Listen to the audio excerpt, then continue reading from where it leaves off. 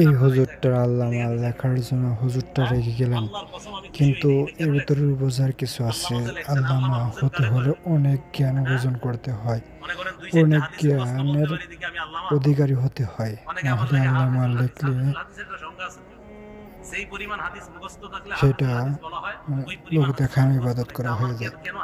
আর লোক দেখানো ইবাদত এটা আল্লাহ কবুল করে না, এটা অনেক গুনার হয়ে যায়। এজন্য বুঝিয়ে শুনে একজন হুজুর আনতে হলে তার আগে তার ব্যাপারে জেনে শুনে তারপরে নামের টাইটেল লাগাবেন।